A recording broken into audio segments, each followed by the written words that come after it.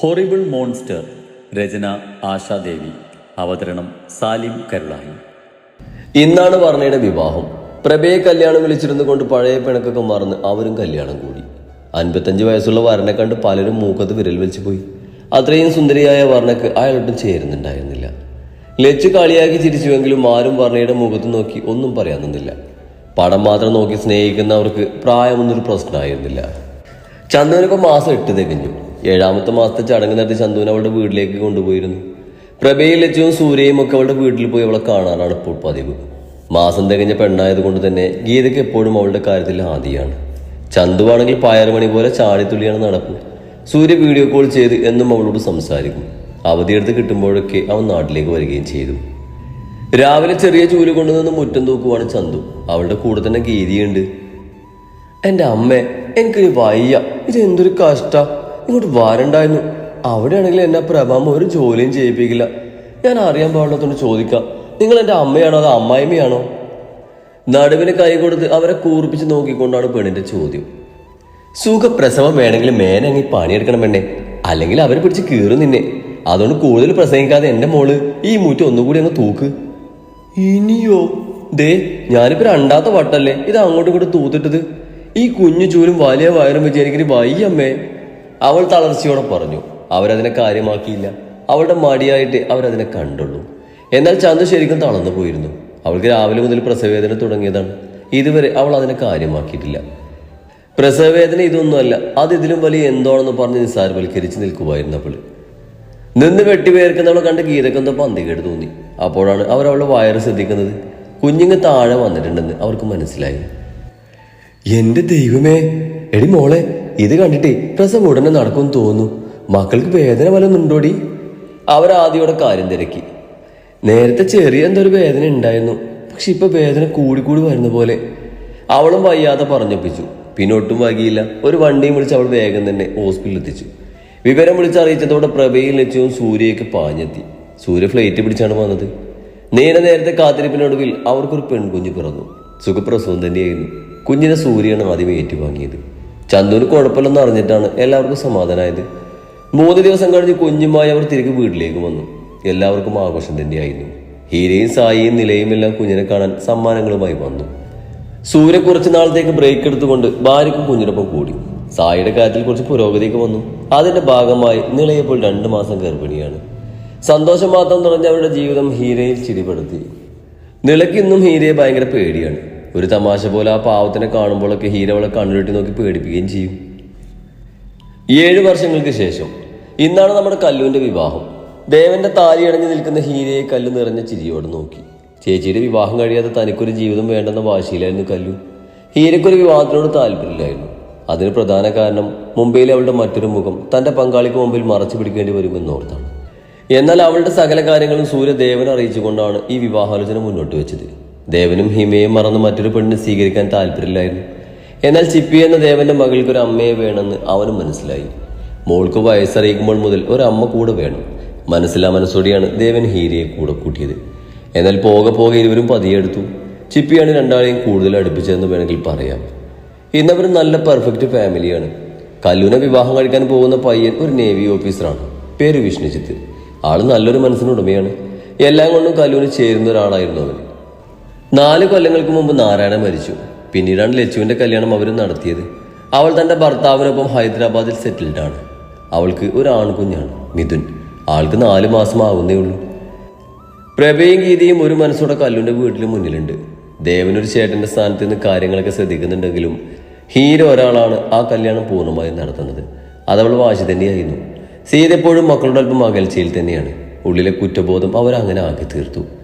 ഇപ്പോൾ സീതയ്ക്ക് ആരെയും വിശ്വാസമല്ല. അധികം ആരോടും മിണ്ടാനോ അടുക്കാനൊന്നും അവരിപ്പോൾ പോകാറില്ല. എല്ലാത്തിൽ നിന്നും ഒഴിഞ്ഞു മാറി നിൽക്കും. കല്ലുവിന്റെ കല്യാണം കഴിഞ്ഞാൽ സീതയെ തനിക്കൊപ്പം കൂട്ടാനാണ് ഹീരയുടെ തീരുമാനം. ഇപ്പോഴുള്ള അവരുടെ വീട് കല്ലുവിന്റെ പേർക്ക് എഴുതി കൊടുത്തിരുന്നു. ഹീരയ്ക്ക് ഇതുപോലെ വേറെയും വീടുകളും പ്രോപ്പർട്ടികളുണ്ട്. അതെല്ലാം അവൾ ലീസിന് കൊടുത്തിരിക്കുകയാണ്. അതിലെ വരുമാനം അവൾ ജോലിക്കാർ വഴി തന്റെ അമ്മയുടെ കയ്യിലെത്തിച്ചു കൊടുക്കും. സൂര്യയും ചന്തുവും ഒരുമിച്ചാണ് വന്നത്. അവരുടെ മകൾ പ്രഭ അച്ചമ്മയുടെ കൂടെ നേരത്തെ വന്നിരുന്നു. ആളൊരു കൊച്ചു കിളിക്കാൻ പറ്റിയാണേ. ചന്തുവിന് അങ്ങനെ വലിയ മാറ്റങ്ങളൊന്നുമില്ല. എന്നാൽ സൂര്യ അല്പം കൂടി തടി വെച്ചു. കുറച്ച് നിറക്കി വെച്ചിട്ടുണ്ട്. ആളിപ്പോൾ പഴയ പോലെ ഒന്നുമല്ല. നല്ല സ്റ്റൈലായി തന്നെയാണ് നടക്കുന്നത്. അവന്റെ പഴഞ്ചൻ കഞ്ഞിലുക്കൊക്കെ മാറ്റിയെടുത്ത ചന്തുവാണെന്നാണ് അവിടെ എല്ലാവരും ധരിച്ചു വെച്ചിരിക്കുന്നത്. മുംബൈയിലെ ബിസിനസ്സൊക്കെ ഇപ്പോൾ സായിയാണ് നോക്കി നടത്തുന്നത്. സായി നിലയും അവിടെ കുട്ടിക്കുറുമ്പും മാനവും തലേ തന്നെ വന്നിരുന്നു. എല്ലാം കൂടി ചേർന്നപ്പോൾ തന്നെ ആകെ ഒരു മേളായിരുന്നു. പാട്ടും ഡാൻസൊക്കെയായി കല്യാണം പൊടി പിടിച്ചു. കല്യാണമൊക്കെ കഴിഞ്ഞ് കല്ലുവിനെ യാത്രയാക്കി കഴിഞ്ഞതും എല്ലാവരിലും അതുവരെ ഉണ്ടായിരുന്ന സന്തോഷമൊക്കെ മങ്ങിപ്പോയി. ഹീരയുടെ മിഴികളിൽ ഇറങ്ങണിഞ്ഞ നിമിഷം ദേവൻ അവളെ ചേർത്ത് പിടിച്ചു. കുട്ടിപ്പട്ടാളങ്ങളെല്ലാം കൂടി ഒരു ഭാഗത്ത് മാറി നിന്ന് കളിക്കുന്നുണ്ട്. പ്രഭയും ഗീതയൊക്കെ തിരികെ മടങ്ങി. നിള ഹീരയെ കണ്ട് സായിയുടെ പിന്നിലേക്ക് പതുങ്ങി. അവളെ കണ്ടതും സത്യത്തിൽ ഹീരയുടെ കുറുമ്പ് നിറഞ്ഞു. നീ എന്താടി അവിടെ നിന്ന് ഒളിച്ച് കളിക്കുന്നത്? ഇങ്ങോട്ട് മാറി നിന്നേ, ഞാനൊന്ന് കാണട്ടെ. എപ്പോഴും അവൻ അള്ളി പിടിച്ച് നിന്നോളും. ഗൗരവത്തോടെ അവൾ പറഞ്ഞത് നിള പേടിയോടെ കുറച്ച് പിന്നിലേക്ക് വന്നു നിന്നു. അവളുടെ പേടി കണ്ട് സായിക്ക് ചിരി പൊട്ടിയെങ്കിലും അവൻ അതിനടക്കി വെച്ചു. നിലത്തേക്ക് നോട്ടം വിട്ടു നിന്ന് സാരിത്തുമ്പ് പിടിച്ച് ഞെരിക്കുന്നവളെ കണ്ട് ഹീര അവൾക്ക് മുമ്പിൽ കയറി നിന്നു. മുഖത്തേക്ക് നോക്കടി. അവളുടെ അലർച്ചക്കേട് പേടിച്ച് നില വിറയലോട് അവളെ നോക്കി. വെട്ടിവേർത്ത് നിൽക്കുന്നവളെ കണ്ട് ഹീര അല്പം പാവം തോന്നിയെങ്കിലും അവളെ എങ്ങനെ വിട്ടാൽ ശരിയാകില്ലെന്ന് കരുതി അവൾ. 5 മിനിറ്റ് തികച്ചില്ല. നില നിന്ന നിലപ്പിൽ ബോധം പറഞ്ഞ് നിലത്തേക്ക് വീണു. നിലയെ കണ്ട് ഹീരയും പാപ്പൊളിച്ച് നിന്നെങ്കിലും സായി തലയെ കൈവച്ച് പോയി. മാനവേ, നിന്റെ അമ്മതെ മറിഞ്ഞു വീണു. ഭദ്രമോള് പറഞ്ഞതും മാനു ഒന്ന് തിരിഞ്ഞു നോക്കി. ഓ, ഇന്നും വീണോ? ഈ നമുക്ക് എപ്പോഴും ഇത് തന്നെ പണി. എപ്പോഴും ഇങ്ങനെ ബോധം പോവും. അച്ഛമ്മയെ എടുത്തോണ്ട് പോയി മുഖത്ത് വെള്ളം ഒഴിക്കുമ്പോൾ ശരിയാകും. ഇതൊന്നും അത്ര പുതുമയല്ലെന്ന പോലെ അവൻ പറഞ്ഞതും ആണോ എങ്കിൽ കുഴപ്പമില്ലെന്ന് പറഞ്ഞുകൊണ്ട് അവർ വീണ്ടും കളിക്കാൻ തുടങ്ങി. സായി വന്ന് നിലയെ വാരിയെടുത്തതും ഹീര അവനൊപ്പം വേദനയോടൊന്ന് നോക്കി. പുറത്ത് കാട്ടുന്നില്ലെങ്കിലും നിലയുടെ ഈ അവസ്ഥയിൽ സായിക്ക് നല്ല വേദനയുണ്ടെന്ന് അവൾക്ക് മനസ്സിലായി.